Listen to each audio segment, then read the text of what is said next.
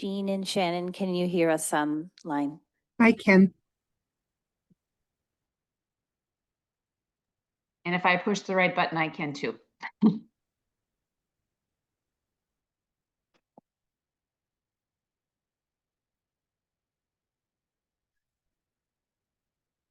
Thank you all. We're going to be starting in just 1 minute.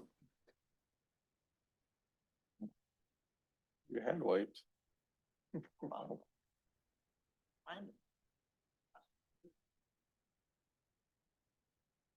The camera's like right on me.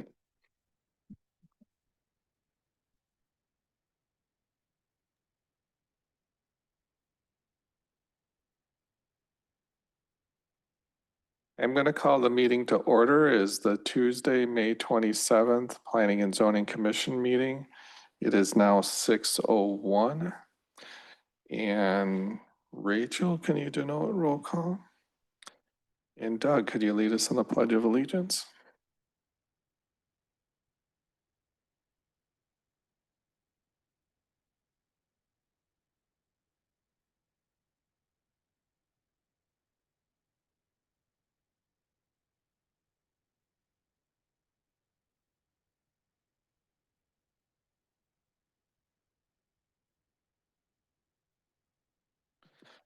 Thank you. Item number 3, approval of the minutes. There is one that was in our packet, the February 25th, 2025. Is there a motion or discussion? I'll make the motion to approve. This is Jean. Thank you, Jean. I'll second. And And seconded by Doug. Got to be quicker with the unmute. Is there any further discussion? Seeing none, all those in wishing to approve, please signify by saying aye. Aye. Aye. Any opposed? Motion passes 7-0. Item number 4, appearances before the commission. Has there been any? No. Is there anybody online that wishing to speak other than agenda items? There's a couple people that I don't recognize. Guess I'll give you a minute to raise your hand. Actually, I guess about 15 seconds, so we'll move on. Item 5.1 is a public hearing on a special exception to allow a variable message sign within 200 feet of a residential housing within the RN2 Residential Neighborhood Single Family Residential District at 615 Jefferson Street, parcel on the agenda. And it is 6:03. I'm going to open that public hearing. Guess I'm looking for staff. Is there anything you want to discuss during this point before we ask for audience members? Yeah, I can go ahead and just give a quick overview of the staff report that was in there, just so you guys are on the same page of what we're actually looking at this evening for the public's knowledge. St. Olaf has submitted a special exception application to request a new monument variable messaging sign to be located near the front church driveway on Jefferson Street. Currently, there is a freestanding monument sign there right now. It's not a variable messaging sign, but just your standard monument sign that will be removed and replaced with the proposed variable messaging sign. The request has to come before the Planning and Zoning Commission for the special exception because variable messaging signs within residential districts and within 200 feet of a residential district need the approval from the Planning and Zoning Commission. It's kind of almost handled like a conditional use application. It's just a special exception. So this allows them to be able to get these waivers with conditions, you know, to make sure that they stay within our ordinances, and then also whatever environment they're located in. Typically it's for institutional government uses are the ones that are located within these residential districts. And so they are permitted to have signage, but that's why we're looking for this special exception today. They're not looking for a larger sign or to put any additional signs on the site. In the staff report that was provided to you, there were 7 criteria that are set up through the ordinances to be met. As part of that evaluation in your packet, you'll see that all of those criterias were met. There are conditions that were added to the resolution, which we can discuss at the next item on the agenda. So overall, staff does support this request, and we'll be happy to answer any questions after the public hearing. Thank you, Brandy. Is there anybody wishing to speak during the public hearing? I don't have any registered speakers for the public hearing. And I'll offer anybody that's online wishing to speak, please raise your hand and we'll unmute you. Maybe 10 seconds or so. There is a hand There's raised. a hand raised, yes, June Gladney. So we're gonna give June, her. we're gonna the unmute ability- you. We're gonna give her the ability to unmute herself here in just a second. She should be okay. Thank you, Jean. June, you should be able to mute. Can you please state your name and address for the record? My name is June Gladney. I live at 727 Jefferson Court. And Thank you, June. I just have a question about, is this a lighted sign that will be visible all night long to the residents here along this part of our backyards are against Jefferson Street? And my question is this going to be a light issue for some of our residents? Thank you, June. I will say that this is your opportunity to speak. We generally give, is it 3 or 5 minutes to speak? We can restart if you have anything that you want to speak of, but we did note your questions that we can talk about that during the actual item and address your questions. But if you have any additional questions or any comments that you want to make about the proposal, now is your time. So is there anything else you want to talk about, June? No, just that I would be concerned about light coming into people's bedrooms at night. And I did not have a chance to try to figure that out before now, and I thought I would try to find that out now. Okay. Thank you very much. We will note that and bring that up during the discussion. Is there anybody else wishing to speak? Seeing none, I'm going to close the public hearing at 6:08 and move to item 5.2, discussion and action on a special exception to allow a variable message sign within 200 feet of residential housing. I think somebody said I don't have to read this whole thing again. No, you don't actually, yeah. So we will leave it at that, St. Olaf's Catholic Congregation sign. And open it up for discussion. I guess maybe I look at Randy, or do we want to ask the applicants to maybe answer June's question? Yeah, so we do have one of the representatives online that can answer questions. And then we also have Tracy here in the audience that would be able to answer questions. I think I can answer it really quickly, the question that June brought up.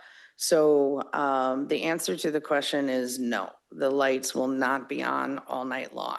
We do have a restriction as part of this conditional use approval that gives them hours of operation for the lighted part of the sign, the variable messaging. We do have these same restrictions on variable messaging signs in other residential districts as well. And so the sign will not be lit up in the overnight hours. And these messaging signs can be programmed for, you know, what hours they're actually going to be operating, what have you. But that is one of the restrictions on here, so. There's also restrictions that limit how bright it can be at the lot line, and that the sign, and most modern signs are like this, they're triggered, their brightness is triggered by how bright it is around them. So they are lower if it's darker around them and higher if it's brighter around them. And that would be a requirement of this sign too, Right, for when it is on. following the ordinance restrictions on lighting. Mhm. Okay, thank you. Can I open it up to the floor? Is there anybody wishing to discuss or potential action? Lisa? Yeah, I did note that the illumination levels at the property may not exceed a 0.5 foot candle. Can you give an explanation of what that foot candle might represent in terms of illumination, like maybe how bright that might be, especially for Miss Galway, I believe was her name on the. Yeah. What is that equivalent? So like a 0.5 foot candle, what is that equivalent to, are you Yes, ma'am. asking? Do you know the answer to that, Mark? Well, yeah, I'm gonna say. I don't know if it's going to be a satisfying answer. 1 foot candle is the light that a candle emits at 1 feet away. So we're talking very dim Yeah, for the and most part. yes, and that's at the property line. So there's the property line and then there's quite a few feet to the curb of the street. And then there's the width of the street. And then there's the yard in back of Jefferson Square. Mhm.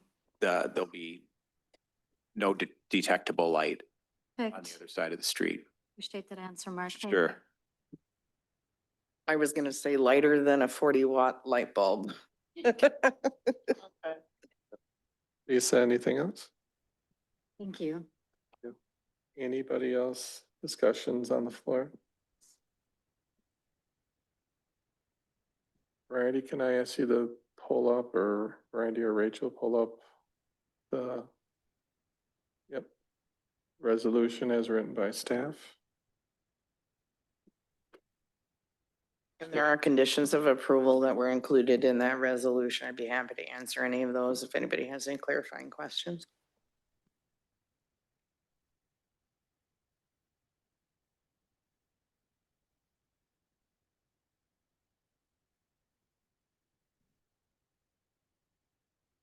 I would make a motion to approve the resolution. I would second that. Or were you not done? Thank you, it's done. So Doug, just to clarify, it's a motion to accept the resolution as written, correct? As written, correct. Yep, and Lisa, that's why, thank you. It's a motion and a second. Is there any further discussion? Seeing none, all those in favor of the motion, please signify by saying aye.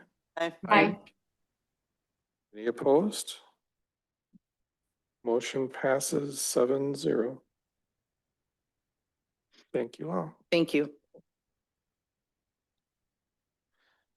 Item 5.3, public hearing on an exception to allow for the Quick Trip to Forest Campus and Interstate Pylon Unified Business Center sign that does not meet normal dimensional height and setback requirements, and directional signs that exceed the allowable area for each directional sign in the M2 General Industrial District located at 6037 Pepsi Way and 6091 Pepsi Way. And I open that public hearing at 6:14. If you don't mind, I'll launch that one. So what you see on your screen right now is the site plan for Quick Trips Distribution Center Campus. And they have brought forward a comprehensive signage plan for the campus area. It includes very modest wall signs for the, actually just 2 of the 3 buildings.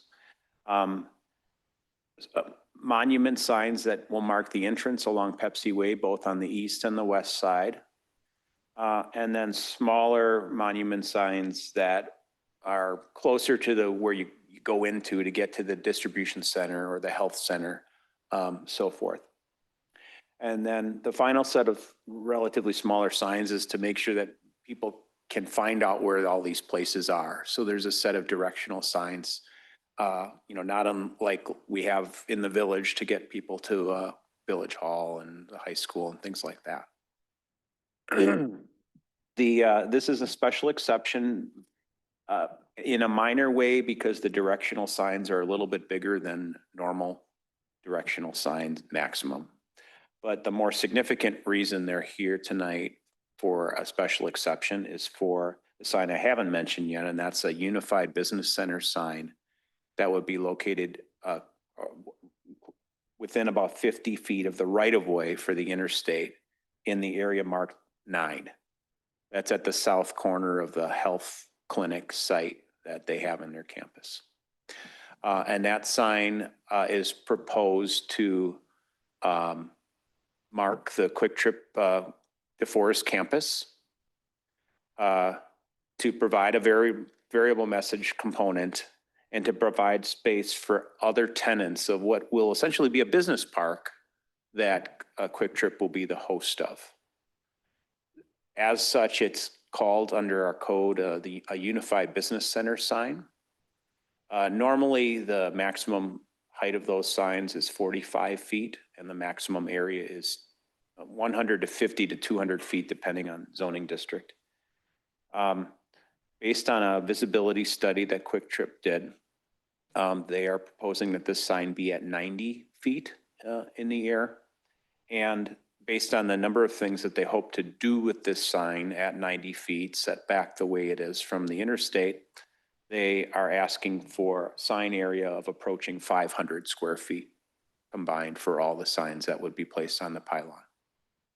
So that's the main reason we're here tonight. We do, like the last item, have a resolution with proposed recommendations for this evening. And once we get to that action item, I'll be happy to go through that in more detail. And we have folks from Quick Trip here tonight.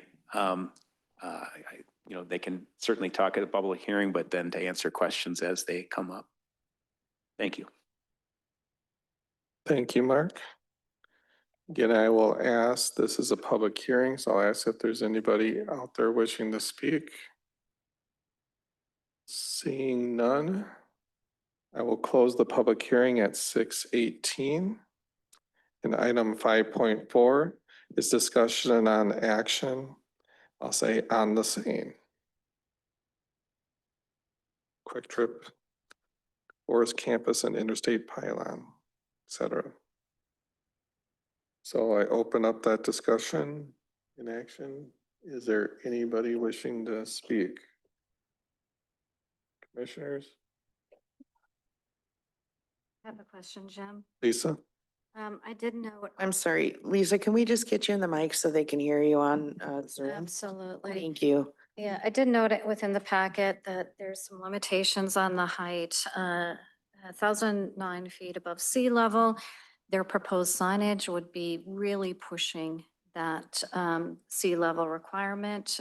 They would be at 995, just a few feet under that. Should they breach that, what are the repercussions and follow up on that? The site is being graded, professionally graded, so that we are pretty confident it's going to be, you know, within a foot or two of the plan grade. And the pole will be what the pole is in terms of height. So I can't remember the exact total, but I think they're 15 to 20 feet under that maximum. So I am confident they will stay under. If they were to go over, they would be subject to, you know, enforcement. And that enforcement would be from Dane County under its height limitation ordinance. There wouldn't be any visit back to planning and zoning to amend the height or to have us advocate or change the height requirement or anything like that? I don't think we're going to have a whole lot of influence on the airport height limitation ordinance. Okay. Yeah, So I makes sense. think the key is to make sure that they develop according to plan, Mhm. because the plan does show that they've got, you know, a fairly comfortable margin for error. Okay. My other question was, what was the reasoning for the 90-foot study And with regards to visibility, what were the goals set forth in their visibility study in terms of what type of visibility were they trying to achieve? Are we still in a public hearing? I'm sorry, hearing? Oh, okay. I got a little mixed up in time frame. So I'm going to ask them to comment, think about that and respond, and I'll start the response is that, their goal was to allow people to be able to see the sign in time for them to make a decision to exit the interstate without causing a traffic hazard. So that was their primary objective, is to, allow the sign to be seen in such a time frame that it, allowed a smart decision on exiting the interstate.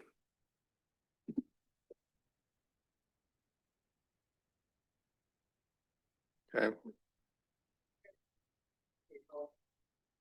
Just please state your name and address for the record though, please. I'm Tyler Bratz with Bierberger Associates. My address is 640 Laurel Street, Reedsburg, Wisconsin. I'm Todd Nettegard, with Quick Trip and W6009 Moose Lane, Onalaska, Wisconsin. So the goal of the study was to make sure you can see it coming from the northbound way of travel. Right now, there's a bunch of pretty mature trees in the West DOT right away. That would be pretty height prohibitive if we're anything less than we are right now. So just trying to get above those signs and to be underneath the FAA study. I think in the study, there's a couple of pictures of that approach to it, and you can see those trees interfering with it. Yeah, the commission does have the full study in its packet towards the end of the items here, and we can certainly zoom around to those as needed. Yeah, could we maybe take a look at the packet photos together and look at that topographical map? I am recalling that exit, and would like to just take a peek, if you don't mind, at those trees. 90 feet is quite high. You'd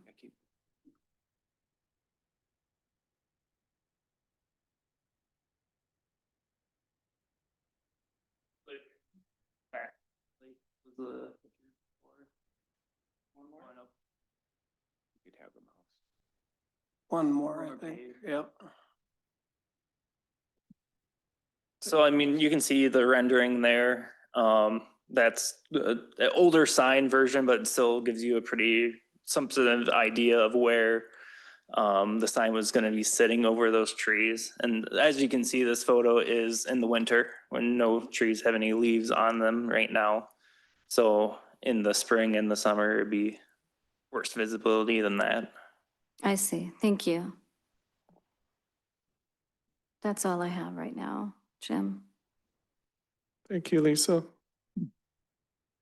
Any other commissioners? Jean or Shannon? Yep, Jean.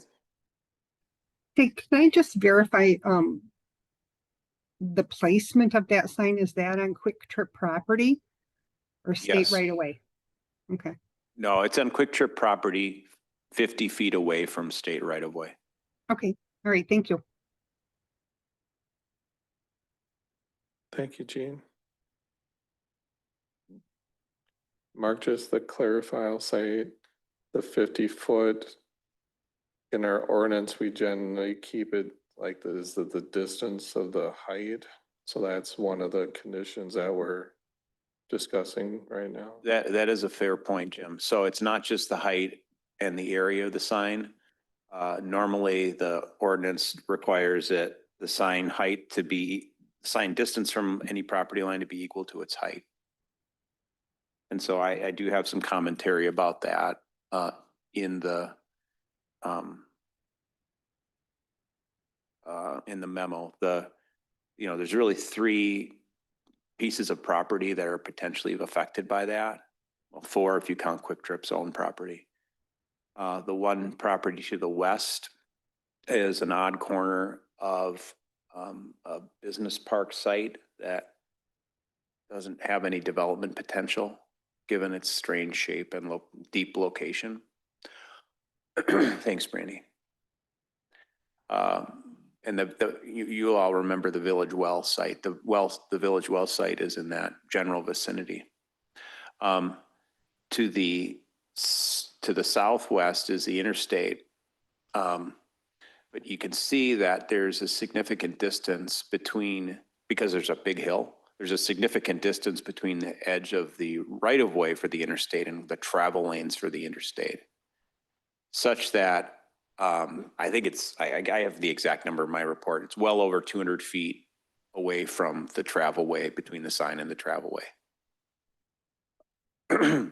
The third kind of point of where the setback is less than the normal is to the east, and that's the proposed, well, the actual dedicated right-of-way for a street called Zaire Lane.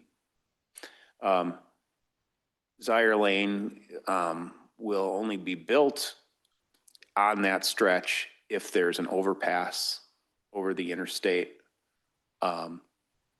But that is within the setback from that street right-of-way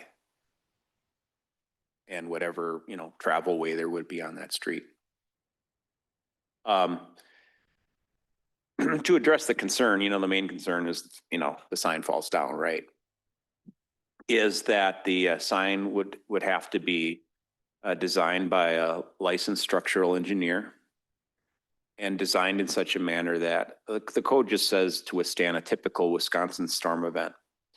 And the standard, how we've operationalized that is that the sign needs to be able to withstand a sustained wind of it. I think it's 90 miles per hour. Again, it's written in the resolution. Or a 40-mile-an-hour per hour wind with, I think it's a 1/4 inch of ice on it. So assume it's wintertime or whatever, ice storm, and a, you know, bit of a breeze.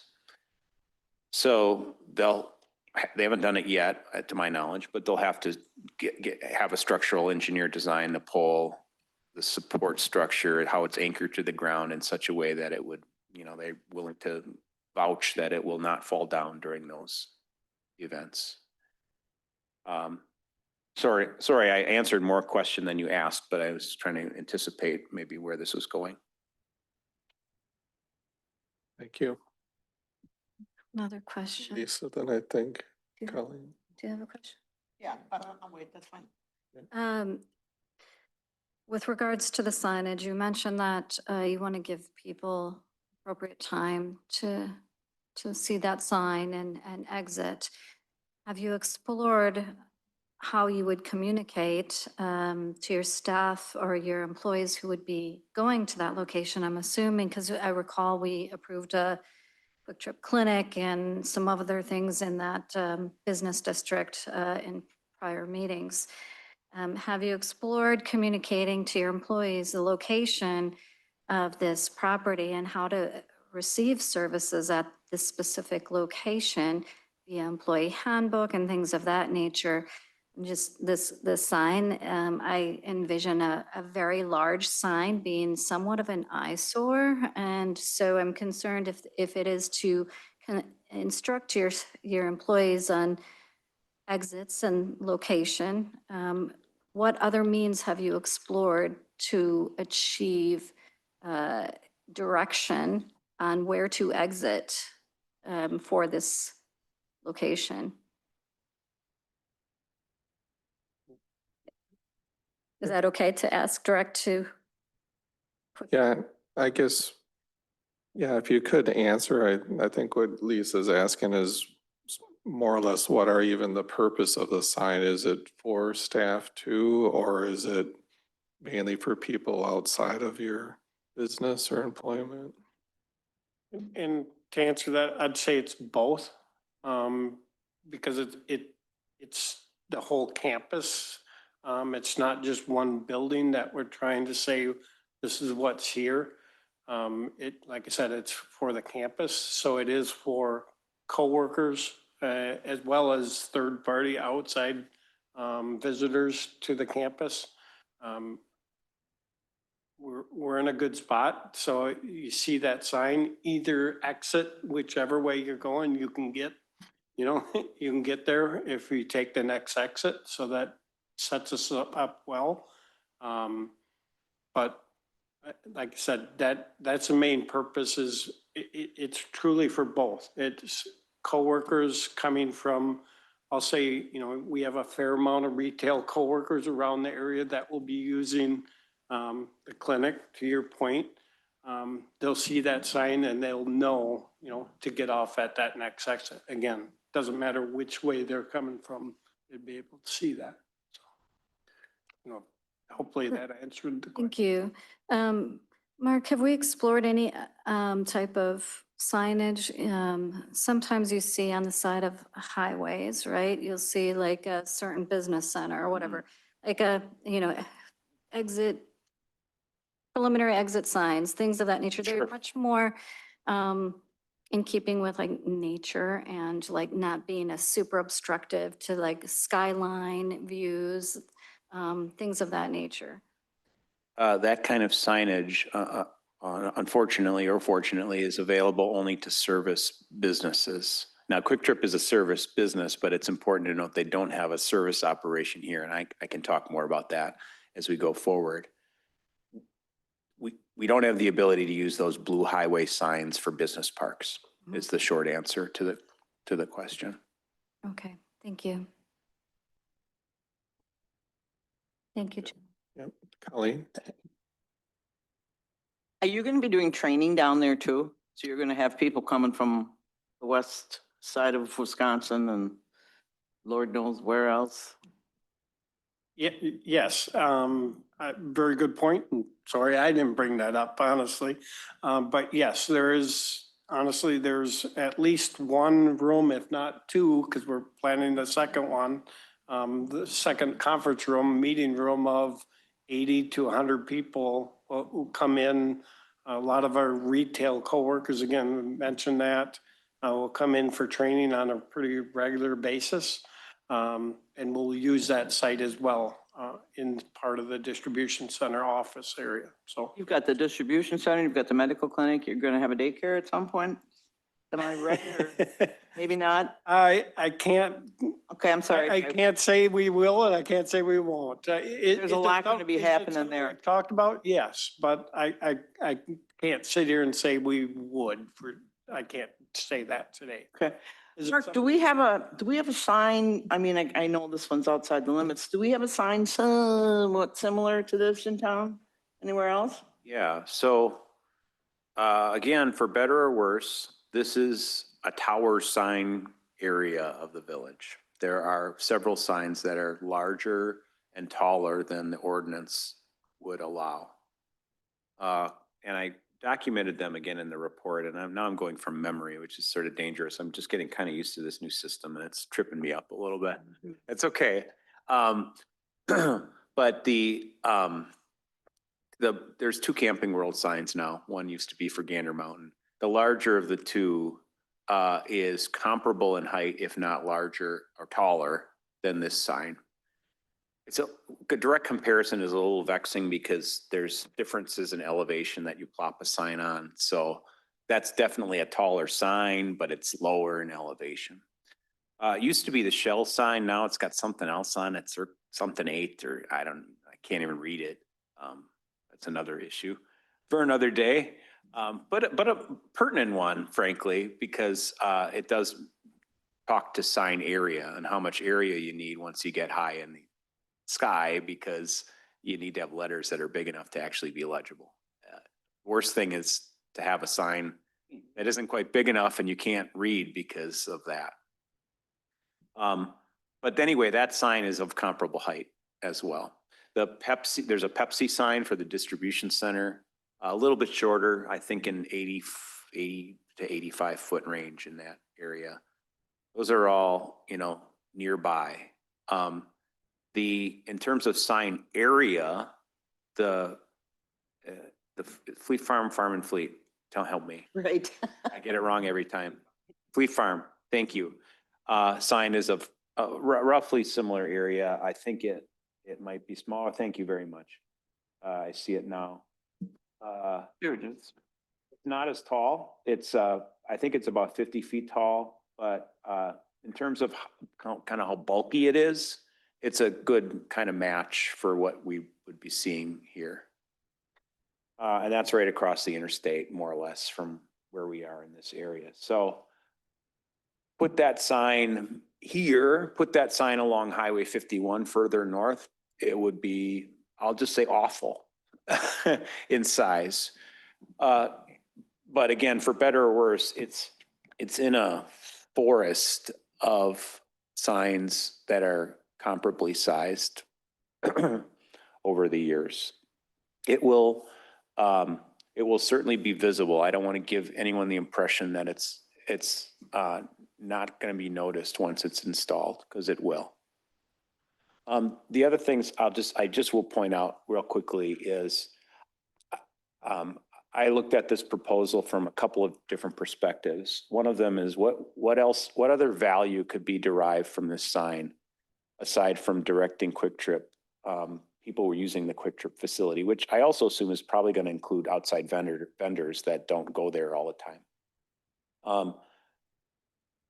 And that's where the tenant signs come in. So they've got two or three potentially very large sites where we could have, significant stores or other industries on them. And I think it'll help them market that site to be able to say you have an interstate signage presence. I'm not even going to go there in terms of what uses there might be, because that'll start to become the rumor, but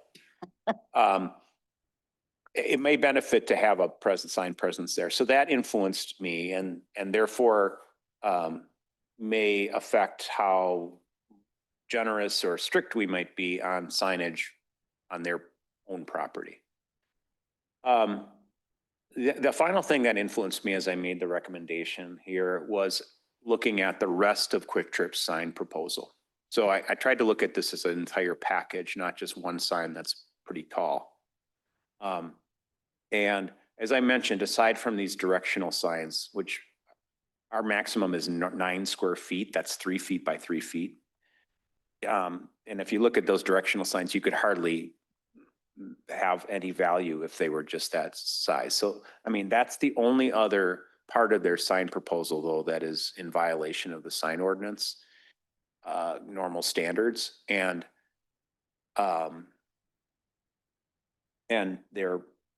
otherwise their monument sign proposal, and especially their wall sign proposal, is very modest. So those are all things that sort of mattered as I made the recommendation to you tonight to recommend approval. The kind of sidelight I'll just mention, and one of the things we tried to get at through messaging, is that drivers not get the impression that this is advertising up the place where you get gas or bananas. So, I mean, that'll be hard maybe for some people to differentiate, but it was important as we thought about what was printed on the sign, that it not just trigger a Pavlovian response that here's where I need to go out to get my 12-pack of Spotted Cow, or, whatever you need at the time. So, and there's conditions that control, and the applicant was involved in this, the messaging they can put on the sign. So they can't say bananas 39 cents on that variable message sign, for instance. So it'll be, I think, probably a coaching process for the managers of the facility over time in that regard. Well, I'm going to trust that Quick Trip is going to be smart enough to make all those people running the show down there aware that this is just advertising our campus here. And I would make a motion to approve Quick Trip's signage in all of its different forms. There's a resolution. You could just make a motion to approve the resolution if you'd like. Well, that would be a good thing to approve the resolution. Okay, there's a motion on the floor. Is there a second? I'll second. Okay, we have a second, so continued discussion, and Lisa. I'm really struggling in a day and age of Google Maps that we need signage that is this obvious to obstruct, you know, the natural landscape of our community, given our core values, right? So I'm really struggling with that we need this type of signage. I also would like to better understand, we have a wellhead that is adjacent to the clinic, I believe, or some in that nature or natural area there. I'd like to understand exactly where the placement of this signage would be in relation to our wellhead. I'd like to further understand the base and the drilling involved to support the peril of wind with a sign of this feature. We could probably measure the distance. I can tell you it's greater than the sign height away from any of the well facilities.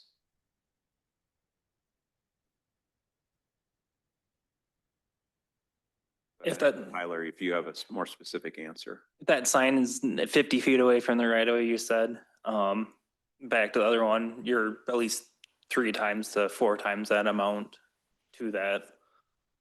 Because if it's 9 to the right of way and then 9 to the well house, which is that building right there, you're significantly farther away from the well house than you are the right of way. Yeah, And that's 50 feet. I think the only public risk, if you would just leave that up for a second, that would be awesome. Yeah. The only public risk is if there is an extension of Zaire Lane, an overpass over the top, that there'll be a public roadway that'll people be driving by within the sign height of that sign.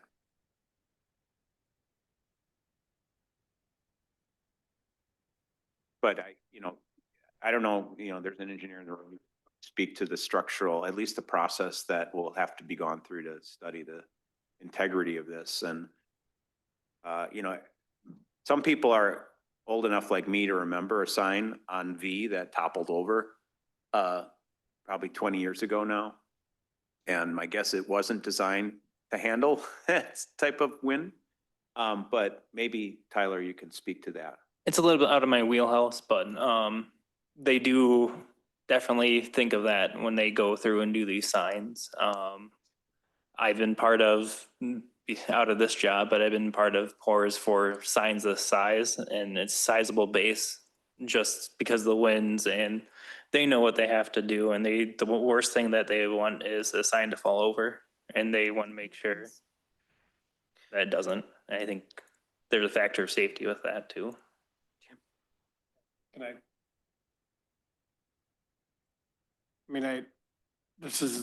I'm not an engineer, we will go through an engineer to go through that. I just want to say on the Quick Trip side, that's the last thing Quick Trip would want as well. I mean, 100%. It's, we try to do things right, and we would go through the steps needed to be taken to make sure that is a safe sign for sure, so. Appreciate that. Reputational damage is a risk to your business. It's also a risk to this Planning and Zoning Commission. Yep. Thank you for recognizing that. Thank you. Brandy, you had something. One of the things I just wanted to add on the backside of it, so if you guys choose to move forward with this and approve it as, proposed, they will have to submit a sign permit application. As part of that application for that pylon sign, we would require structural engineering to be submitted along with that sign package, and then we would have that reviewed to make sure that it meets all of our standards as well. Okay, thank you, Brandy. Anybody else wishing to speak? I got a couple things. I guess I'm gonna aim these questions at Mark mostly. I want to make sure that there's room in the resolution to do some modifications if Quick Trip so chooses. And one of the things that I'm looking at is, say, the sign 8, the sign 8 and 13, if you could pull up that concept map again, I guess I'll call it. I'm a little bit concerned that sign 8 may distract from your sign 13. I'm wondering if you want to have further distance between 8 and 13. So I don't want to say one location is better than another, but I just want to make sure there's room for Veerbeck or Quick Trip to think about that and adjust it if need be. Yes. So I don't believe that either of those two signs are subject to the special exception. Okay. So they would have some flexibility to move those signs as long as that met the requirements of the zoning ordinance for placement. Okay. Then I think you're going to say the same for my next comment, because there's a sign 14. That is the sign for the healthcare, the Center for Health. Mhm. And to me, that location, I can see where it's good for the more or less point out the entrance, but I also think it might be difficult to see from Pepsi Way. So I wondered if it wanted to be closer to Pepsi Way, but again, I would leave that up to Quick Trip and Veerbecker to think about. It is the same answer. I will just add that we were also keen to keep it out of the vision clearance triangle, which you can see if you squint on the graphic that's before you right now. So, but there is definitely room, Jim, to move it further north and stay out of that vision triangle. Okay. And then my last comment that is probably more of a direct comment on the resolution is that I think it was in the resolution that talked about the other messages that were allowed on the variable message portion. And I forget the way it was worded. But the way I read it is like they couldn't put like happy or say remember your veterans or thank you to all that served, say for Memorial Day or things like that. Yeah, that wasn't the intent. So if we need to clean it up, we can. But I think the comment that most relates to that is 3F, as in Frank. And that this touches on the issue I talked about earlier. We're not include any message or image advertising businesses, products, or services not offered on the 150-acre Quick Trip to Forest campus.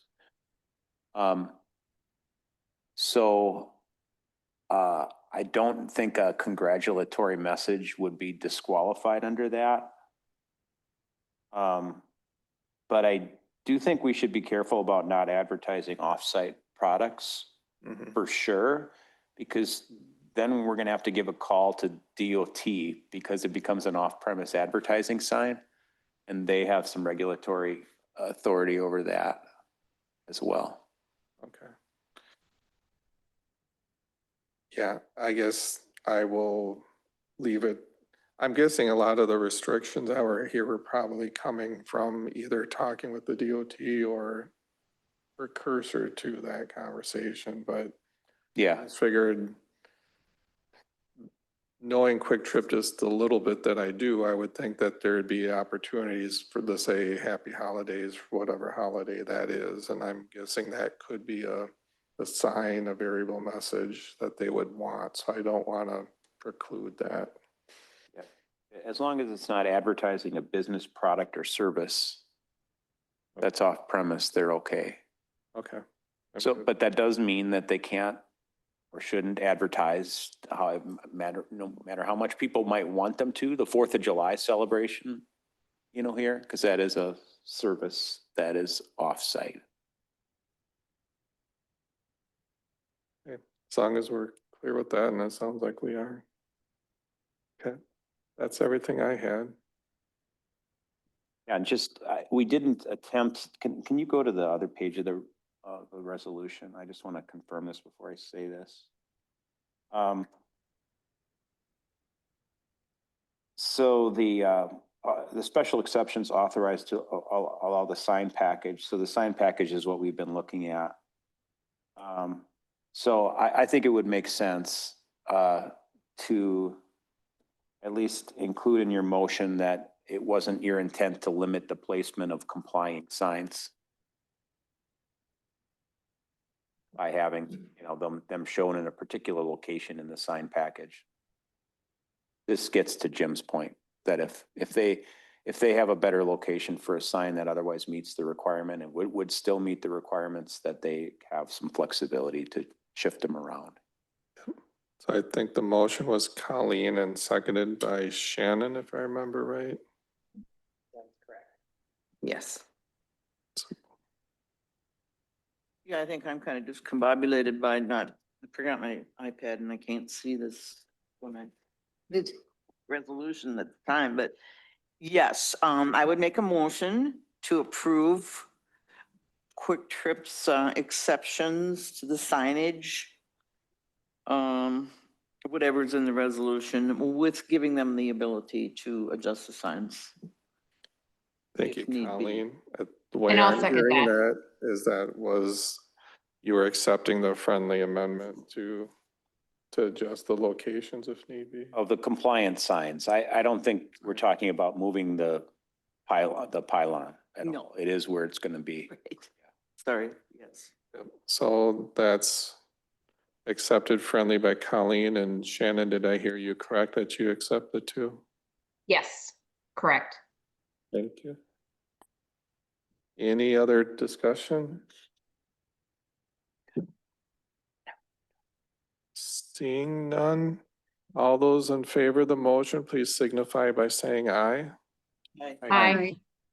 Any opposed? Nay. Thank you. Motion passes 6-1 with Lisa voting nay. Thank you, guys.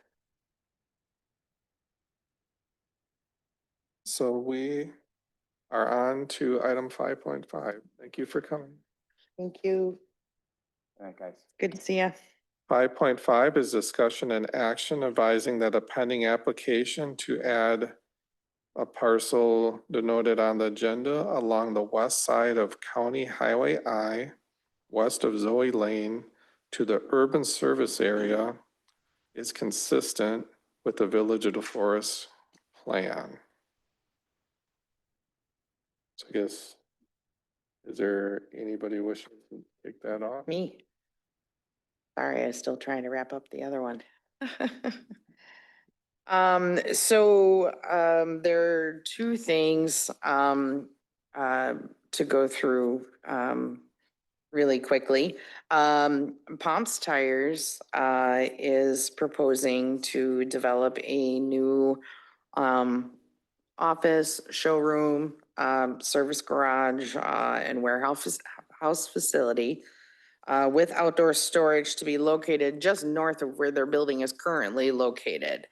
They are, get to GIS, currently located out by the interstate and Highway V, north of Highway V.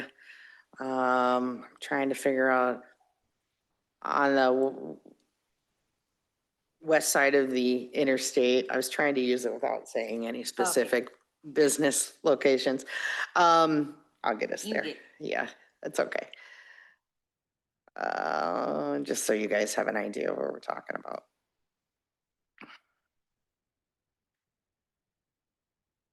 So currently, Pomps Tires has their facility here. They're leasing the building here on, this is Jean Street.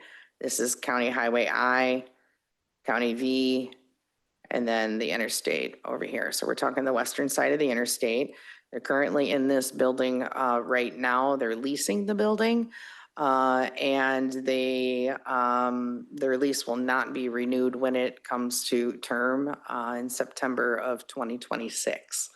So they are currently looking at purchasing this parcel just north of where they're at. And right now there is a residential property located there, but it's not, nobody's living in the property. If they were to purchase the property to move forward after all of the approvals, that house would be torn down. This lot, the plan is to split it because currently the north side of the lot is being used as a mineral extraction site. This land was annexed into the village or late winter of this year. Previously, it was in the town of Vienna. Through the town of Vienna, they did have a conditional use permit permitting a mineral extraction site here. So now it's a non-conforming use in the village for the term that is in place. So the facility that they're planning on building is going to be approximately right here on the site. The front door, front of the facility kind of facing out to 19. I do have some plans in here I can share with you that show you kind of the renderings. I'll get there in just a little bit. So what they would like to do, like I said, is develop a new site, be able to own the building, you know, for longevity and security for their business as well. Because this land was in the town of Vienna, it's now been annexed into the village. The first step that we have to take is to get it into the urban service area before we can develop the site or move forward with anything like that. And so the village board did approve us moving forward on the application for the urban service area. Part of that process is that planning and zoning has to find that it is compatible with our comprehensive plan and everything, and also say that they would support application to the urban service area. So you're not actually supporting an application, you're just making the, taking the action to say, yes, we agree with the village board, move forward with submitting the application. And then that's when all the magic happens, and this fellow right here will use his expertise on the urban service area. So that's the first step. That's what we're asking you for tonight. Like I said, we do have that concept proposal, you know, before you. I was kind of hoping somebody from their organization would join us this evening. So I don't know if there was a misunderstanding, you know, in communications or something came up, but they're not available this evening to answer questions. But after we're done spinning and we get the concept plan up, I'd be happy to answer any questions or take any feedback back to the applicants on the concept plan. And then we'll be looking for action from the commission on that urban service application. And what will happen is once we get through all of that, then what you will see come before you in the future, if everything moves forward as planned, is they'll have to rezone those lots. We'll have to split the lot, divide the lots into two, and then there'll also be a site plan approval process, which a conditional use permit process would likely come along with that because they're looking for an outdoor storage component. But those are all future actions. They haven't submitted anything for those at this time. So I'll pull this up and you can kind of, and again, these are just high level concept. They haven't done any deep dive into any engineering, architecture, things like that. Just kind of have thrown together, you know, this is really what they want, you know, or are thinking of as far as the process goes. So here is the particular site, just to give you kind of the layout. So this would be facing the interstate. This would be, they would have their showroom and shop in the front, deliveries, storage, things like that back here. And then a potential outdoor storage area in the rear of the property, which would be facing west, facing a quarry there as well. There are utilities that are currently brought, village utilities that are currently brought right to the lower corner of this property. There'll be further discussions on enhancing whether we'll need to have any road improvements or anything like that along with, you know, this site over there. So I think I'm just gonna kind of stop there. And if anybody has any questions, I'm happy to try to answer them or take any feedback back to the applicants on the concept plan itself. Thank you. Brandy, can I ask one question before I open it up to the floor? So as you stated tonight, we're talking about if it is consistent with the comprehensive plan to request the urban service area.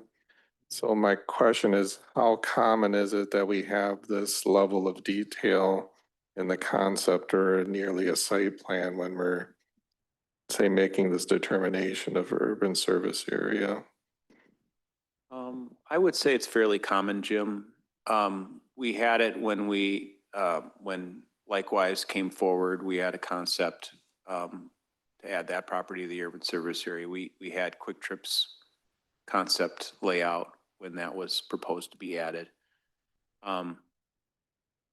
We did not have HSAs, if you remember that, on the research product site concept when that application was submitted. So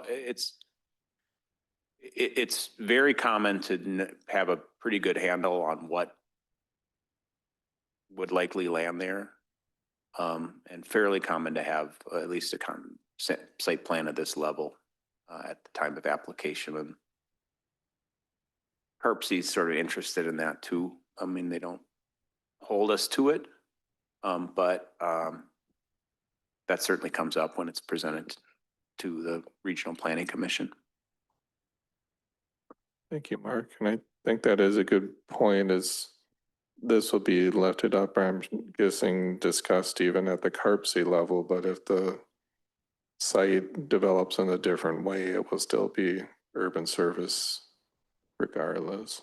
Yeah, that's correct. So Jim, you've been around long enough for, the Bear Tree area, for instance, that went to the Regional Planning Commission in a form that expectation for development that ended up pretty different from how it actually developed.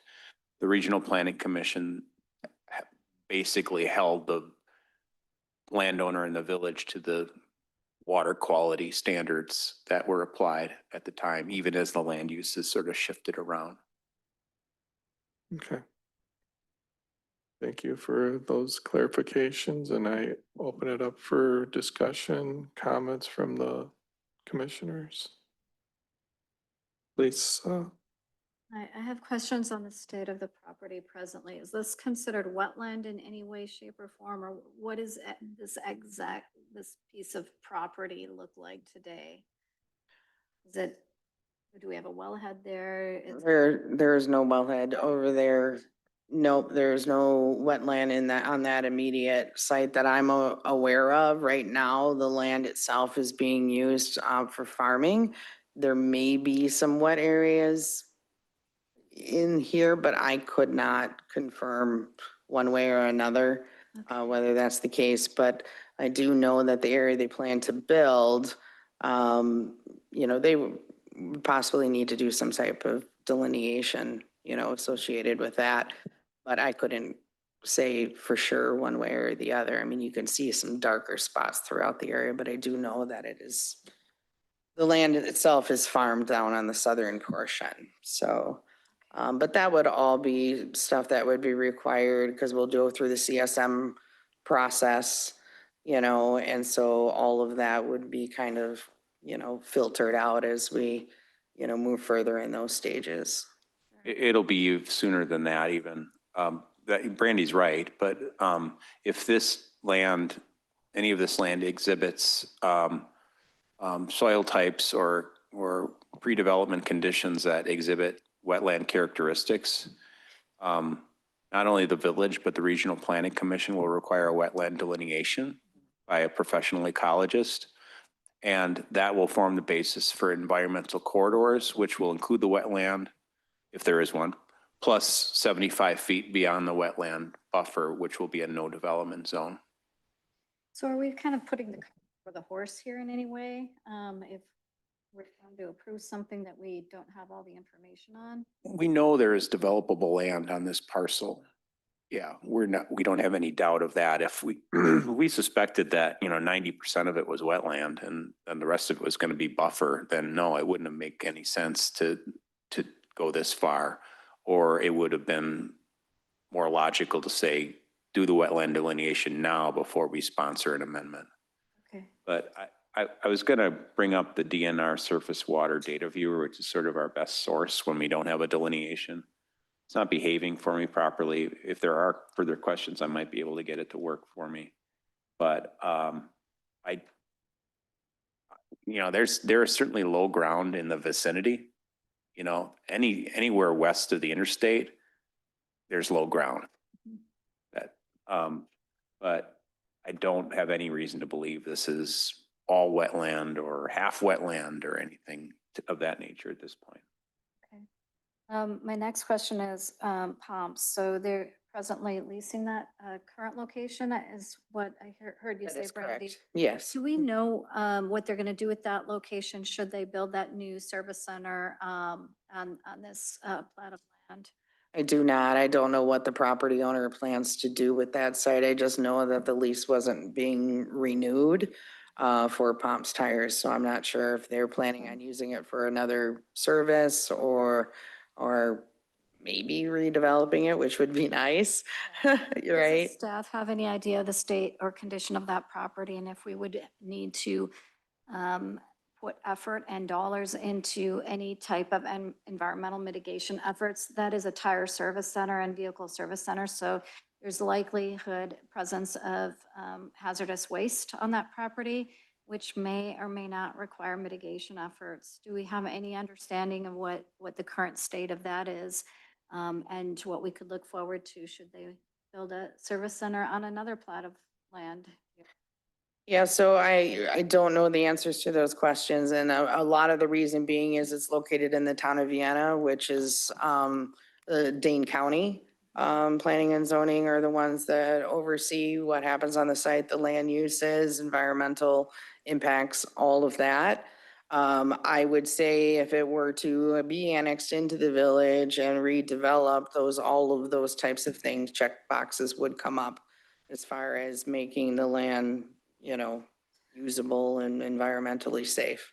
Sure. Do we have any idea of our relationship with the town of Vienna Planning and Zoning where we could gather that information to have a better understanding of this business owner and their mitigation efforts currently and how this could impact our properties here in DeForest, even these annex lands for sure for future proofing our decision-making to some degree? I mean, it certainly could be something, as we move forward, we could connect with Dane County and, find out if there's been anything on there. But the reality is we're not making decisions on that particular site and we don't have any control over it. And we don't know, what the rules and mitigation efforts will be if Pomps Tires moves out of there, whether it be required for Pomps to mitigate or the property owner.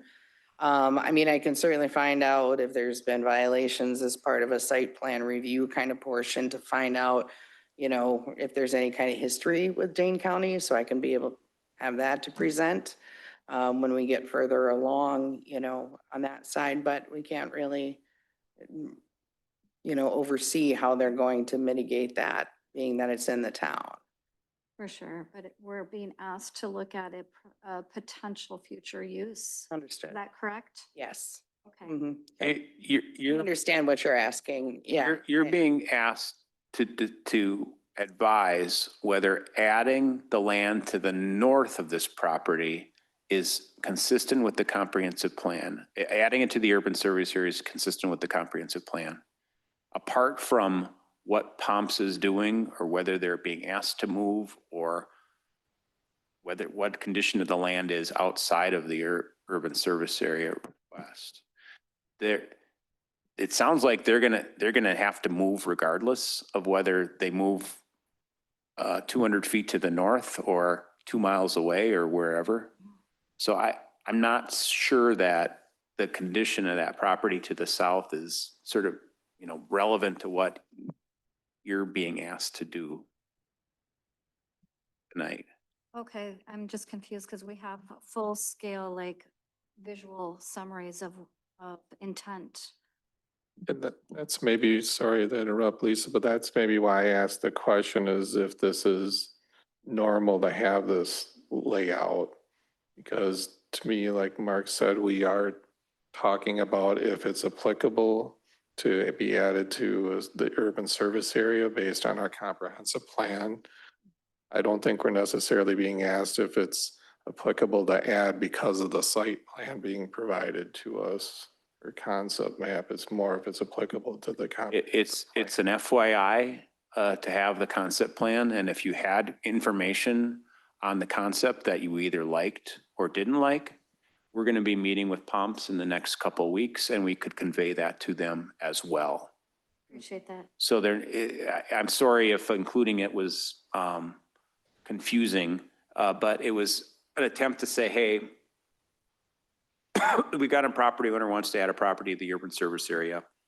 Only the village can ask CARPC to do that. They want us to ask. And if it is added to the urban service area, This is you might see something like this coming for zoning approval right after it. So we wanted to, Appreciate the be transparency. transparent about, Yeah, what was on the horizon if it were added to the urban service area. I appreciate that transparency. Thank you for that. Thank you for. And by the way, your wetland question, I did find the DNR's database. And they do not have any map wetlands in this proposed urban service area, nor do they have, with the possible exception of the far northwest corner, any soils that indicate that they were once wetlands. Good to know. Thank you for checking on that. Sure. Thank you. I think Colleen, you had something to say? I just want to say that I would like to make a motion to approve adding parcel 0909-144-8066-1 to the urban service area as it is consistent with the comprehensive plan. I'll second. There's a motion by Colleen and seconded by Jean.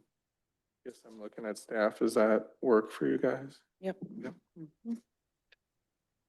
Any further discussion? Seeing none, all those in favor of the motion, please signify by saying aye. Aye. Any opposed? Motion passes 7-0. Item 5.6, public hearing on an ordinance amending the Village Zoning Code, Chapter 15 to facilitate a residential development in the village's standard zoning districts by adjusting dimensional and density standards, allowable uses, minimum parking standards, and other requirements. I open that public hearing at 7:13. I'll be very brief here at the public hearing stage. This is a proposed ordinance amendment affecting the zoning ordinance, focused particularly on advancing housing initiatives within the village. And then I'll put a period on that. And if there's other people who are here who want to make comments, they can make comments, and then we could talk in more depth when the action item comes up next. Thank you, Mark. We're still in public hearing. I'll give anybody online a couple seconds to raise their hand. Seeing none, and there's nobody on the floor out here, I will close the public hearing at 7:14. And item 5.7 is discussion and recommendation on the same. The Village Zoning Code, Chapter 15, to facilitate residential development in the village standard zoning districts. I'll open that discussion. Mark, was there more you wanted to say? I'll give an intro and then I'll be able to answer questions. So this ordinance amendment has actually been a long time in the making. The village, almost 6 years ago now, started but never fully finished a process to completely overhaul its entire zoning ordinance. Addressing housing related issues was certainly a part of that process that was ultimately, I don't want to say it was abandoned, but bits and pieces of it were plucked off and applied to different projects after it. We've also, since as long as I've been here, the village has used plan unit development zoning to accommodate most residential development within the community. All the major developments, Conservancy Place, Heritage Garden, Savannah Brooks, are developed under PUD zoning. Most of the apartment buildings that have been built are under PUD zoning. And that's because the people who are demanding housing and building housing don't feel they can do it under standard zoning districts the way they're constructed. That's not necessarily a good thing. It's a sign of an ordinance that's broken and sort of out of touch with our reality. The other kind of background for this is we've had a few different studies as part of the comprehensive plan, previewing the comprehensive plan, and most recently Alex presented in the fall that have suggested, there's a shortage of all sorts of housing in the community for folks who work here, live here, or want to live here. And that there are some regulatory things that might be done to address that. And there's also other things that could be done that don't have anything to do with zoning regs as well. We're the zoning folks here, so we're tackling the zoning related items. So with that as the background, Alex, Brandy, and I, with an assist from the village attorney, put together the ordinance amendment that you have before you tonight. That ordinance amendment is on your screen right now, and it talks a little bit about those details and gets into various changes that in the ordinance appear in sort of the ordinance in the amendatory ordinance appear in the order they appear in the zoning code. So it's not always logical because you have to bounce around a little bit. But what they do is, in general, is they expand the function of a zoning district called the RM6 Residential Mixed Traditional Housing District to serve as the village's quote unquote traditional neighborhood development district. That would focus particularly on single family homes, on smaller lots, but in exchange for those smaller lots, an emphasis on design to make sure that we're not, for example, dealing with a street full of 3-car garages with maybe a house behind them. The other main thing the ordinance does is expands opportunities for what we call zero lot line construction. These are cases where you have a duplex or maybe a townhouse of, you pick the number, 4 or 6 units in a building. And the zero lot line means that the common wall for those units would also be the lot line between one owner and the other. It's different from a condominium development in that you'd share the wall with your buddy on the other side, but you would have your own lot to maintain and do with what you chose within reason. That is, there's proposals for that in the community. We're going to see one soon in the Bueller Farm plat. And it's a way, and sometimes the only way to get, under, let's just pick a number, $400,000 to get into an ownership situation in Dane County today. And so there are developers and builders who are building them and pretty successful at it. And they're housing all sorts of folks, empty nesters, almost more than others. So the ordinance would do a better job of accommodating particularly zero lot line townhouse development, which is hard to do otherwise without going to PUD zoning here. The third thing, the village has a standard multiple family zoning district called the RM4 zoning district. At present, that district allows housing units at a density of about 17 to 18 units for every acre, and building heights of either 40 feet or 3 stories. And just to give you a basis, the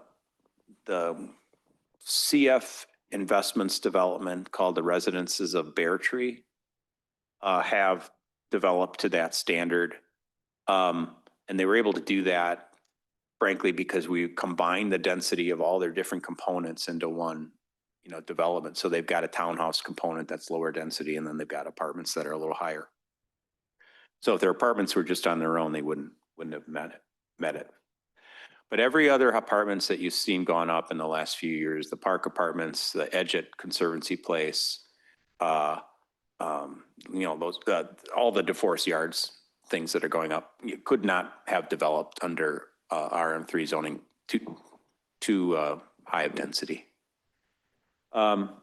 In response, the village's comprehensive plan says, hey, we should really think about this. And fire department says we can fight fires at 4 stories, no problem. There's demonstrated proof of that.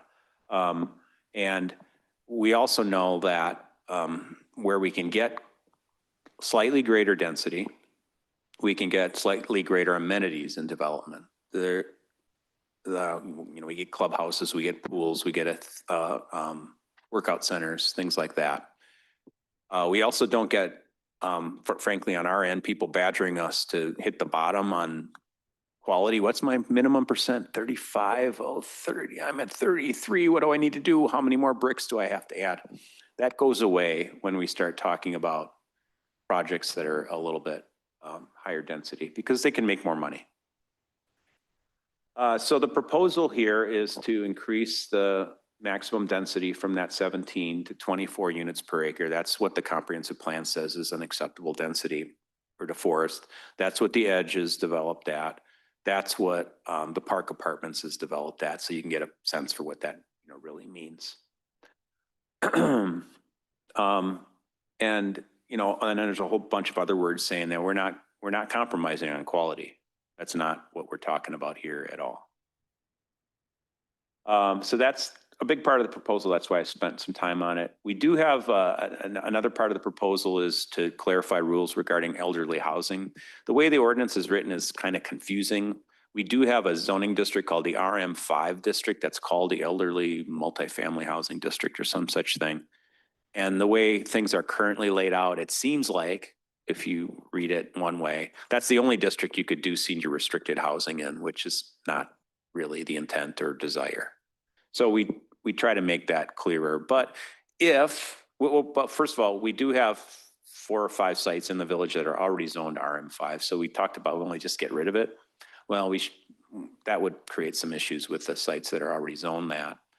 And then we thought, well, for the future, there may be a space and a spot where the community would say, yeah, we're okay with multiple family housing here, but only if it's for those sweet old people.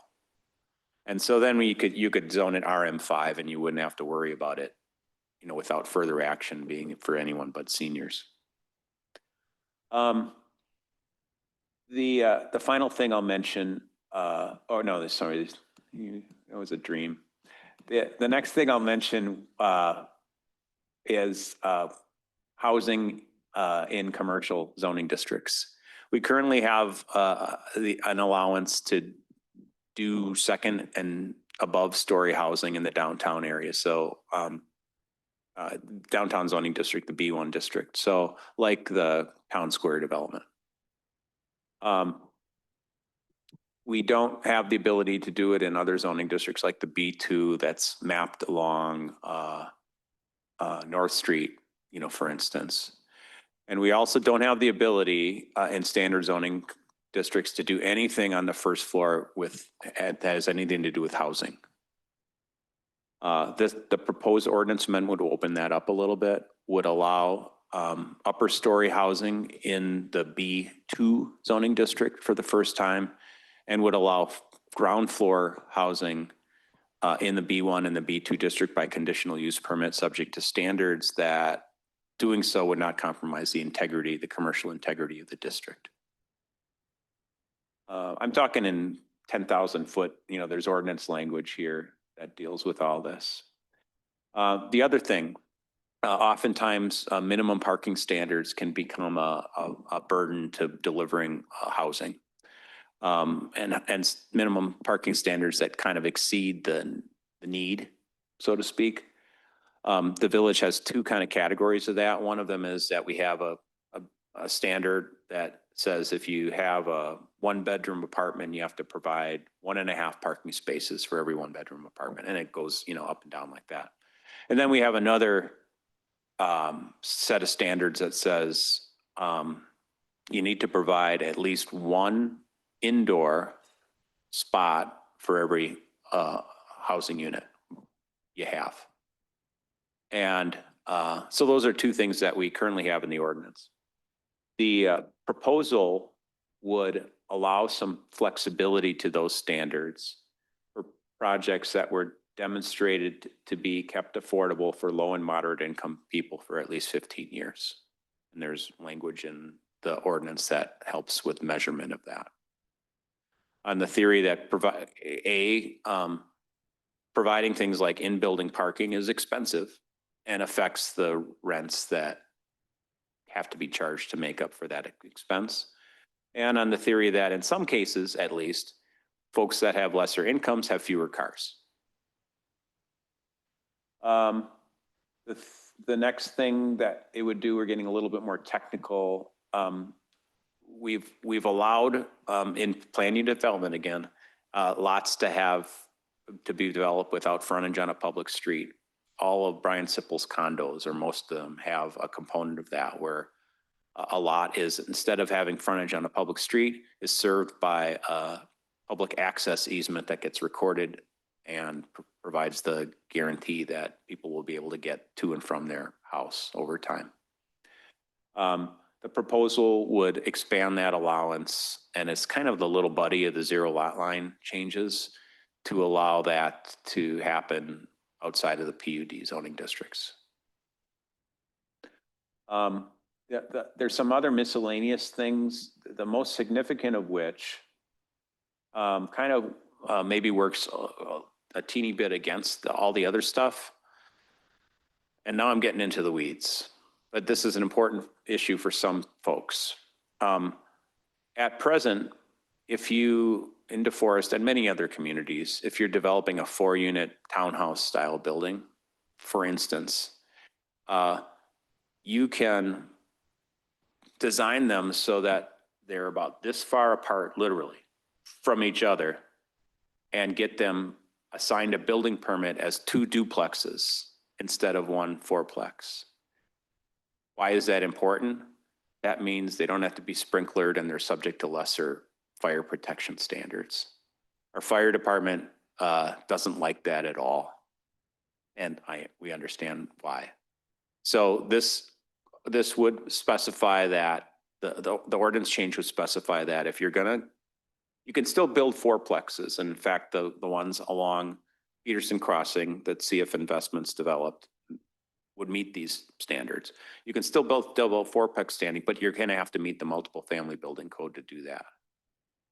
And if you don't, then you have to set those 2 duplexes, not inches apart, but whatever the minimum setback is in the district apart from one another to provide for, fire safety. So that's a noteworthy change. It won't affect any developments in the pipeline already, but it could affect developments, in the future that have used that technique.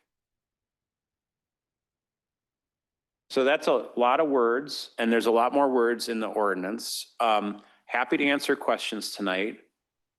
If you feel comfy, we'd be supportive of a recommendation from the commission tonight. There is no urgency to make one. We want to make sure that you're comfortable, and ultimately the board is comfortable with what they're acting upon. And if you do have a number of suggested changes and ideas, that's a signal to me that we just probably should call a timeout and come back with tweaks and adjustments next month if need be. Thanks for listening. Thank you, Mark. Discussions, anybody? Comments? Mike? Personally, I'd like to defer this vote for another meeting and give at least myself additional time to go through and think about all of the changes Mark has brought through, and that would be my thought. Thank you. would ten- Mike. I would Go ahead, tend Lisa. to agree with your comments. I am still at a loss after listening to all of this and reviewing the packet, even the short time I've had it, how this project would ever come forward, given that there's so many things that seem to go against our comprehensive plan. So I'm very concerned and I would like more time as well. Lisa, could I ask you, what do you feel goes against the comprehensive plan? Well, the density. Yeah, that's probably the biggest mark right there, density. I am concerned with high density housing of this nature, low income for 15 years.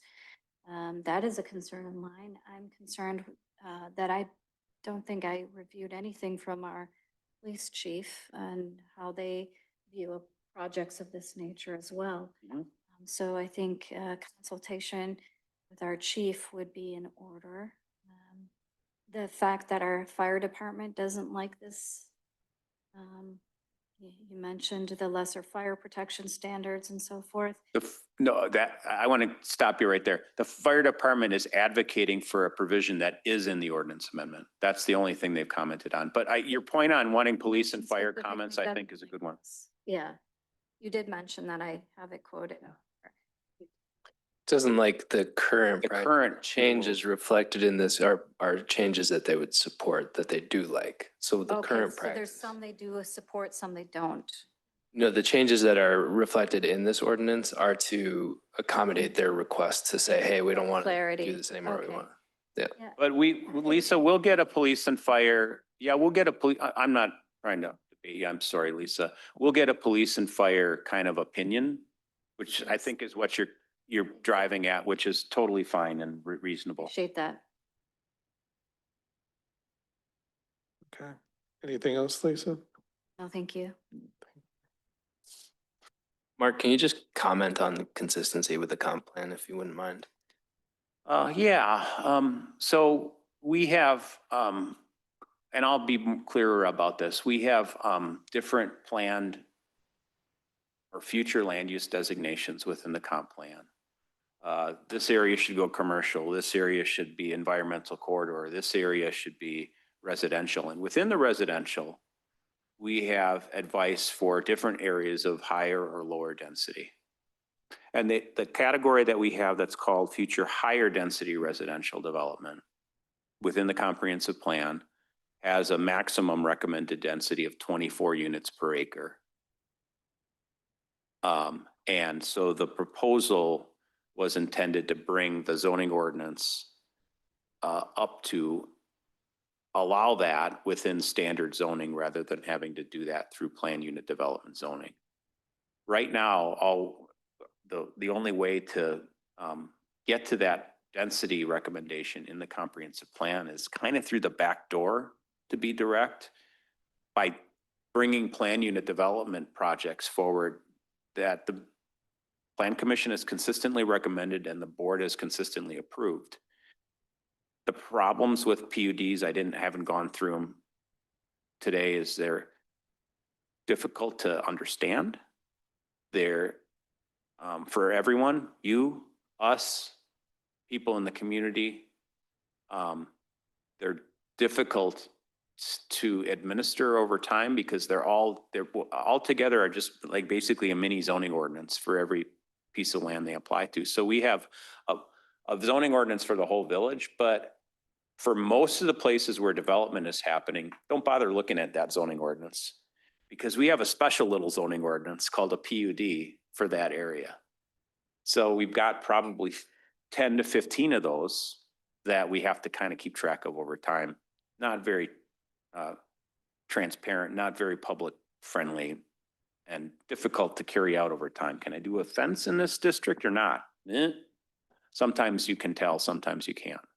So the idea was, let's make our standard zoning districts fit the comprehensive plan recommendation only for those areas that are identified for higher density housing, not for every part of the village. Lisa, I can see your point because there is another set of policies in the comp plan that says we want to maintain a ratio of single family to multiple family that's comparable to what we have today. Absolutely correct. And so frankly, part of our housing initiative that we're trying to take on is to get some single family going again. And I think we're gonna have a better year that way. We've got the Savannah Brooks plat that you're gonna see a lot of earth being moved at, any day now. We've got the next phase of Rivers Turn. If it's not already breaking ground, it will shortly. We're trying to lurch forward to get Bueller Farm single family going. We're trying to lurch forward to get Heritage Gardens single family going again after, pause number 3 or 4 in that development. So, and then we're trying to create these zoning districts that allow people to do lower density-ish single family housing in the community, where right now they have to go through a lot of different hoops to make that happen.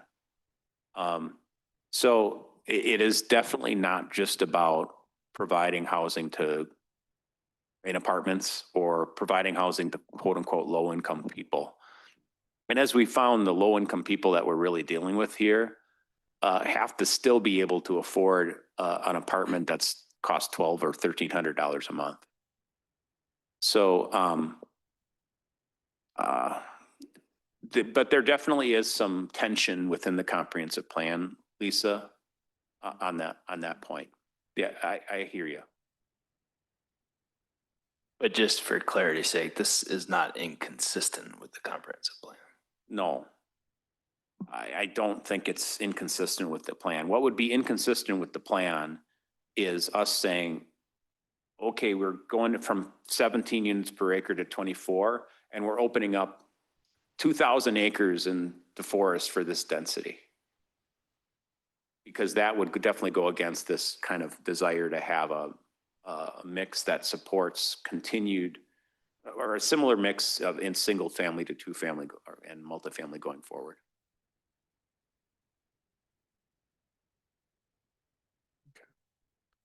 Thank you.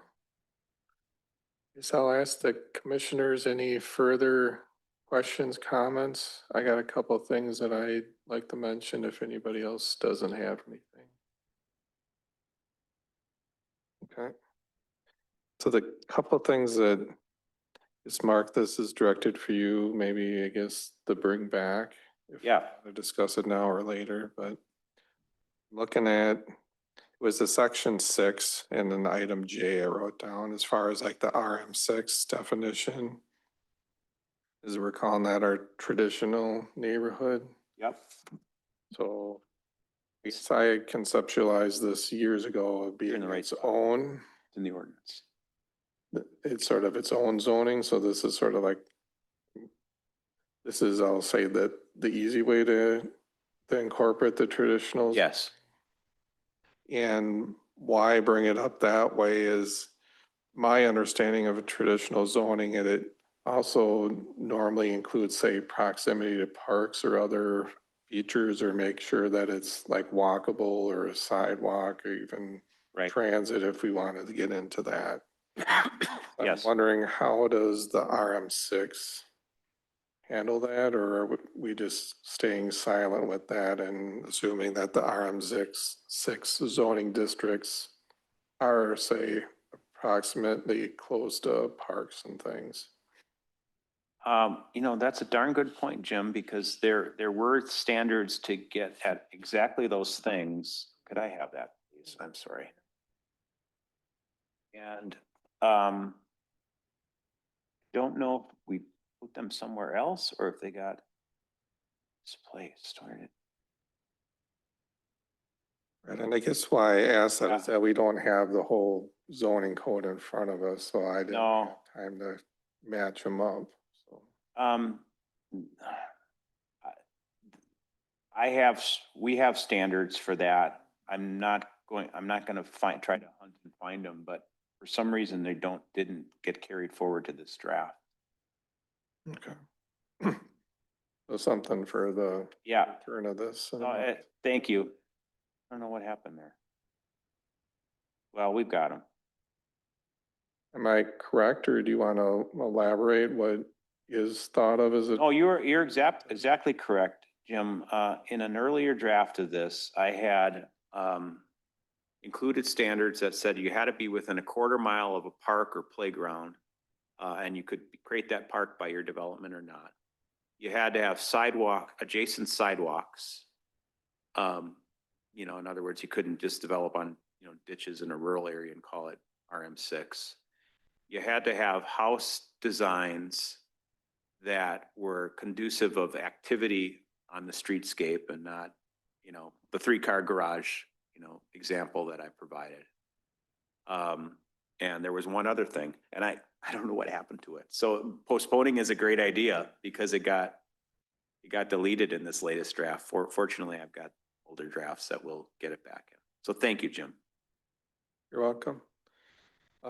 Couple other things that I think is even quicker is you had in the permitted, non-permitted, and conditional, how you lined out, say, 2 flats and elderly. I just wanted to question that a bit more.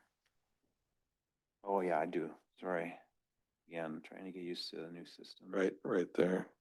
Yeah, So I'm just wondering why we don't. Is it, well, see how there's 2 flat residential and then residential elderly only. Those are just completely lined out as rows. correct. So the idea there, Jim, is so the RM5 is the zoning district in the column, and the uses that are allowed are in the rows or not. So you can read the key at the top. And what we wanted to do first and foremost is say, in the RM5, if you wanted to develop a single family detached residence, you can do it. See the asterisk, so just stay tuned. If you wanted to do a 2-family in the RM5, you can do it. If you want to do a multifamily in the RM5, you can do it. If you wanted to develop a townhouse in the RM5, you can do it. So it allows all those different housing types. So, well, what does the asterisk mean though? The asterisk means within the RM5 district, the indicated land use is allowed only where restricted as elderly housing per the definition in the ordinance. So we weren't attempting to remove anything from the elderly housing district. We were intended to make it clearer that you can develop single family, 2-family, multifamily, and townhouses there. It's just that you had to restrict it to the elderly to do so. Okay, and how's that, say, applied to the 2 flat then? Are we, 2 flat is a specialized version or a subcategory of 2-family residential. and are we allowing? I guess I don't understand why we're lining that out. Lining out 2 flat residential. It's already contained Because within. you don't need it anymore. If you make 2-family residential permitted, Oh, you don't need 2 flat residential as a separate category.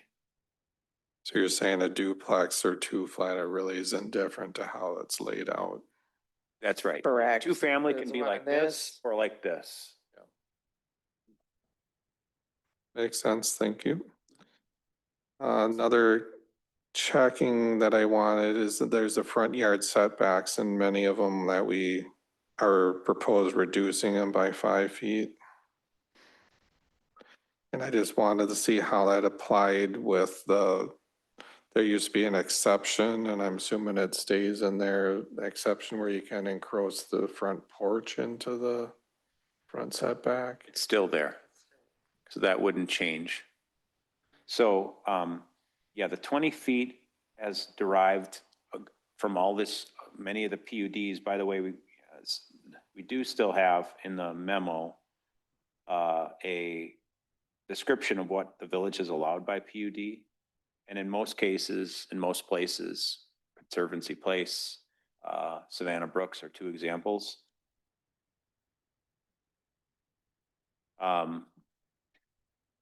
The those setbacks of 20 feet have been allowed. So again, we're trying to bring the code more up to date with what the village and the community has accepted as okay. But in answer to your question, Jim, so if you had, if your setback was 20 feet and you wanted to put a front porch in front of it, you could still put a front porch in front of the 20 feet and have it be, 14 feet or whatever. Okay. I just couldn't remember if it was a percentage into the front yard or if it was, say, 15 feet from the street or something like that. So, I don't remember if it actually determines whether, We'll get that answered. Jim. yeah. Yep. Yeah, Yep. we'll find out, Okay. sure. and the last real quick thing is there's the minimum floor area. I didn't quite understand what was being said in the B3 and the AB zoning districts. What section is that, Jim? Do you? I think it's up, I forget what you call it, it's where it talks about the square footage of each unit. Yeah. Yeah, there is a big chart,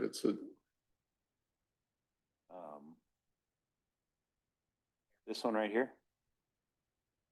no. Nope, it's business. Right here? The minimum floor area, is that what you're, Oh, you're in the residential, you wanna go to the business one. Oh, okay. oh, I think it was farther down, it's my last comment right here. You just couldn't understand what the chart was trying to read, given all the. Yeah, well, I'm looking at like if you look at B1 and B2, it's all like 500, 600, 850. And then when you go to B3, it's 30,000 and 20,000. I don't quite understand why such a drastic difference. Because we don't allow housing in those districts except for a caretaker. Okay, so the 30,000, that's the smallest. That's the minimum Unit. lot size in those districts. Okay,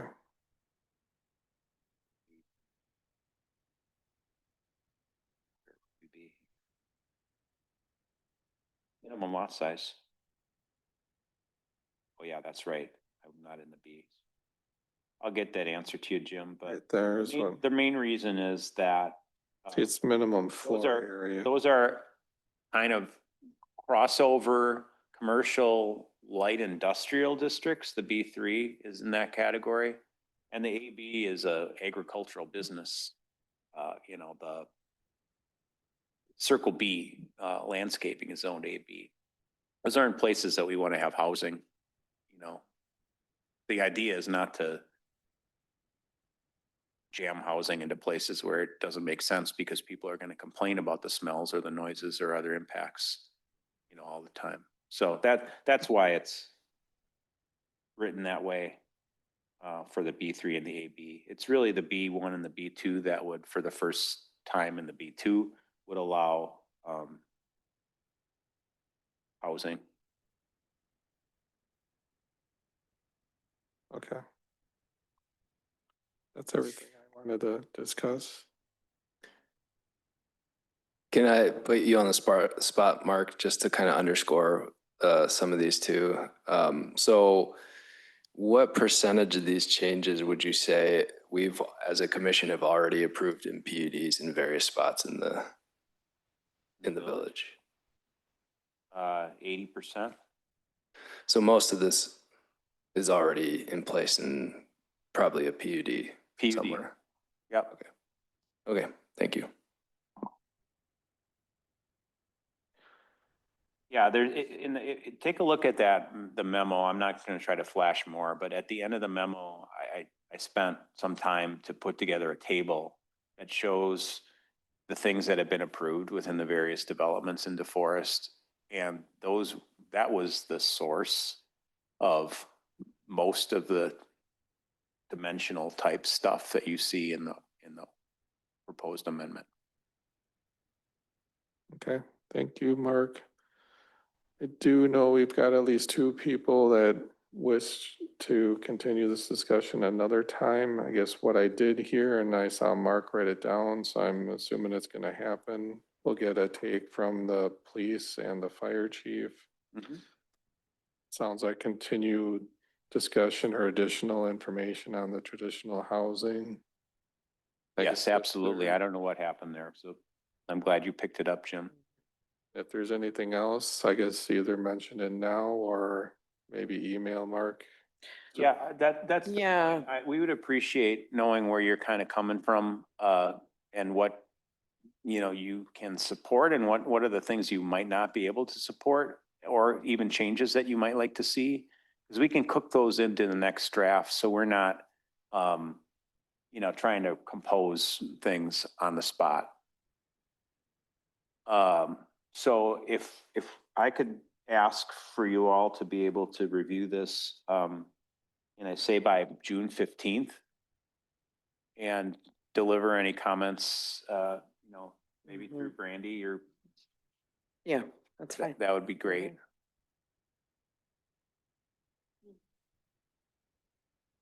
Jean?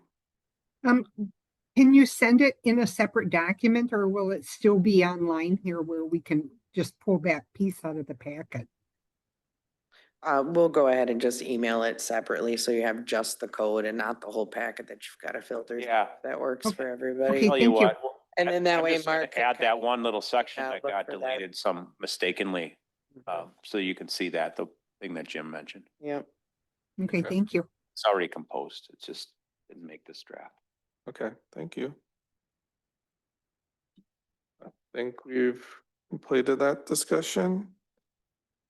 Item number 6 does not exist, so item number I 7. think you have to actually state that you're gonna postpone action on this. Because it's a discussion and action on the agenda itself.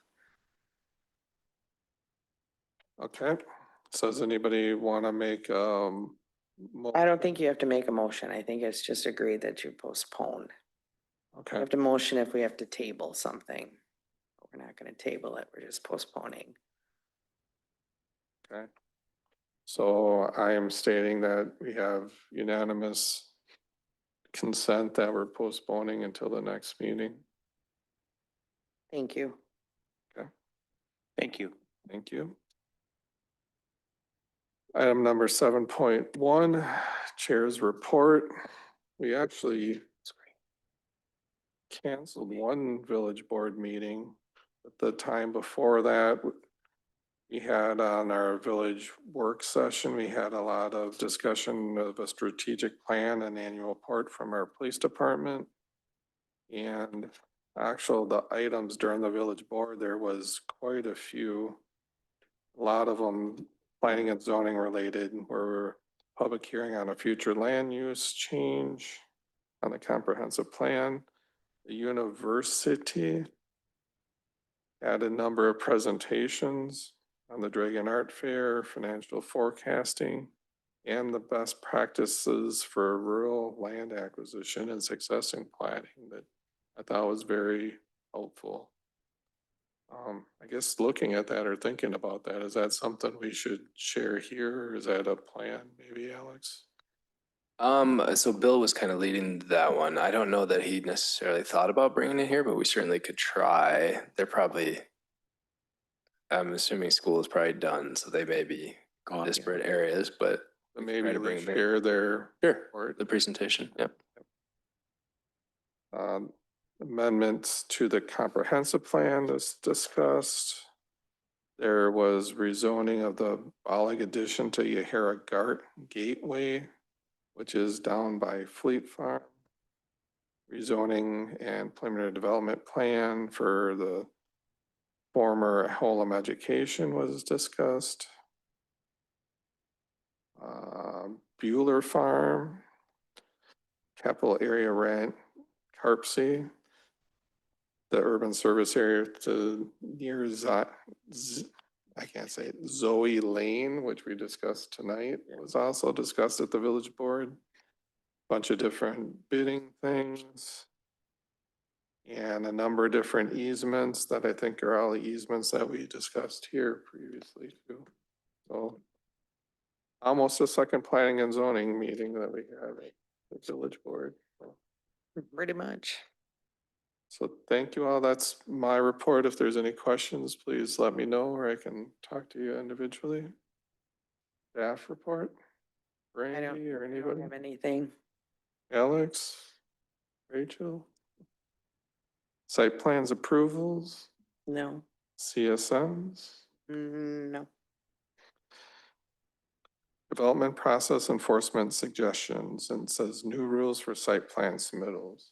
I'm going to suggest we postpone this until next month. We've been here for a long enough time. Thank you, Mark. And next meeting is June 24th. And I'm assuming we will be meeting, we'll have, well, we've got 2 items already. So, thank you. Item number 8. I will make a motion to adjourn. Is there a second by Lee? All those in favor, please signify by saying aye. Aye. We are adjourned at 7:56. Thank you all. Thank you, guys.